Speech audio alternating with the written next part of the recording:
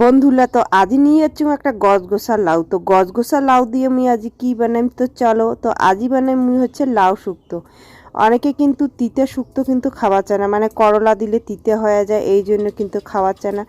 তো মুই কিন্তু ওই জন্যই বানাইম হচ্ছে লাউ শুক্তো। এটা কোনো করলা দিম না, মানে অন্য কোনো সবজি আর কি মিক্সড করিম না, শুধু লাউ দিয়ে বানাইম হচ্ছে লাউ শুক্তো।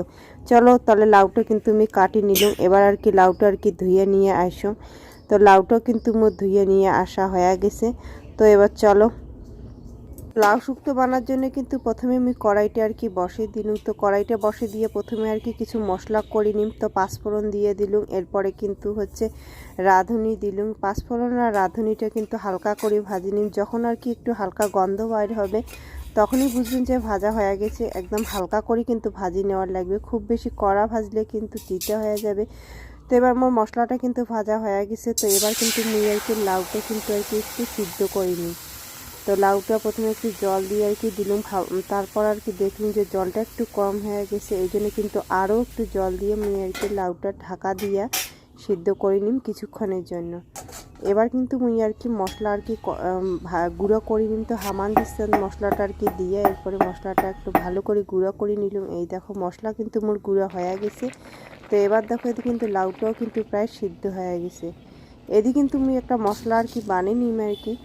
তো ওই যে প্রথমে কালা সর্ষে দিলাম, তারপর হচ্ছে সাদা সর্ষে, তারপরে একটু পোস্ত দিয়ে কিন্তু একটু সামান্য একটু জল দিয়ে কিন্তু মশলাটা একটু আমি বাটি নিই। আর সবসময় চেষ্টা করবেন মশলাটা একটু শিলবাটাতে আর কি বাটিয়া, যদিও মিক্সিট করা যায় কিন্তু মিক্সির কিন্তু টেস্টটা কিন্তু আর কি খুব ভালো হয় না, মানে হয় টেস্টটা কিন্তু শিলবাটার টেস্টটা কিন্তু বেশি হয় আর কি। চলো মশলা কিন্তু মোর বাটা হয়ে গেছে। তো এবার দেখো এদিকে লাউটাও কিন্তু সিদ্ধ হয়ে গেছে। তো লাউটা কিন্তু মুই নামে নিয়ে নিলুম।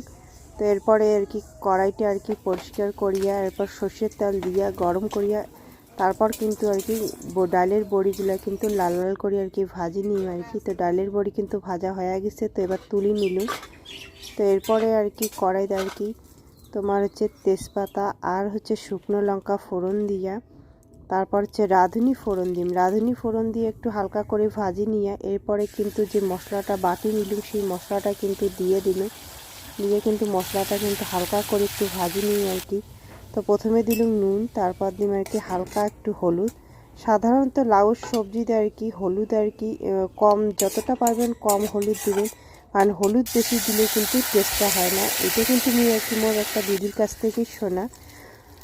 তো এবার দেখো ডালের বড়ি দিয়ে দিলুম, তারপরে হচ্ছে তারপর কিন্তু একটু লবণ দিয়ে দিলুম। আর দুধের সাথে 1 কাপ দুধ